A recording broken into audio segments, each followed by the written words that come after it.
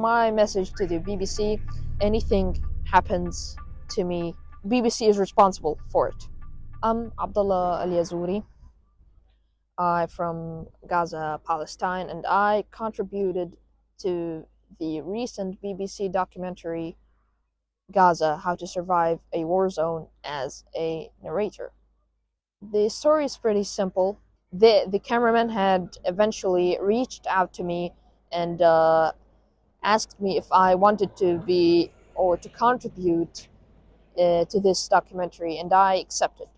In the contract that was signed between the production company of the documentary and my mother, there wasn't any payment for me or my family. But however, I had $1,000 were transferred to my sister's account, which were for personal spendings, nothing else.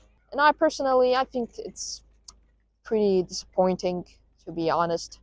Like, I've been working for over 9 months on this documentary for it to just get wiped and deleted. I found about the decision to remove the documentary from the news that were revolving around the movie. And no, I did not receive any apology from BBC. I played 2 roles in the documentary. I was a character at first, then I was the narrator of the documentary, talking about the stories of other characters in the documentary. The director of the movie had guided me to the lines that I had spoken, and no, my parents weren't involved in any of the lines that I had spoke as a narrator.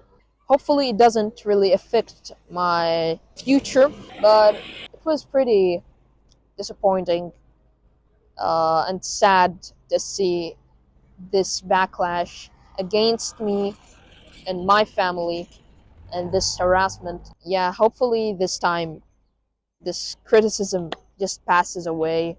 We move on. Personally, I met it with, it was very sad to me that the thing that I've worked for just is received with hate.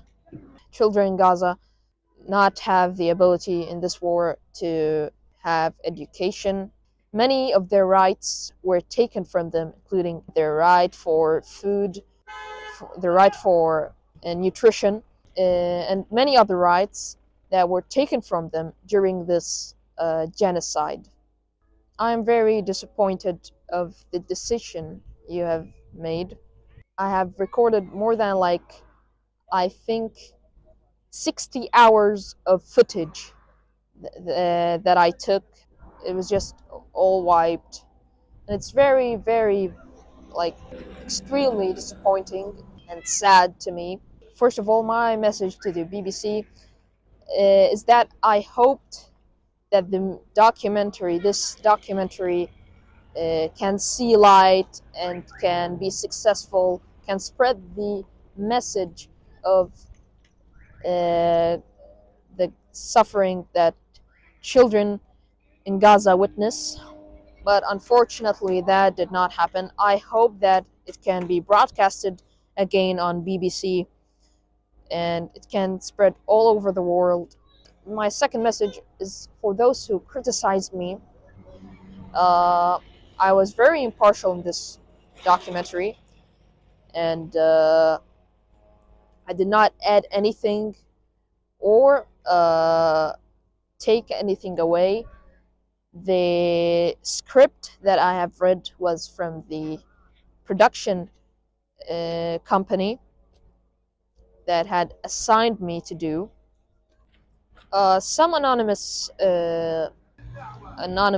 people, let's say, had tried to hide the true suffering of Gaza's children by attacking me and my family, cyberbullying, harassment, and all kinds of things, and stalking too, which had damaged me, my mental state, and my family. I did not agree to the risk of me being targeted in any shape before the documentary was broadcasted on BBC. So if anything happens to me, the BBC is responsible for it. I thank all of those in the United Kingdom who had supported me, supported the documentary, and had protested for the documentary to be put back on BBC. I thank you all from the bottom of my heart, and continue your efforts that hopefully can and will return the movie back up on BBC. I hope that Gaza sees light again, that children of Gaza have a bright future again, and everybody in this 360-kilometer spot or place sees a better future and a better tomorrow. Personally, my wish is to study journalism at the United Kingdom.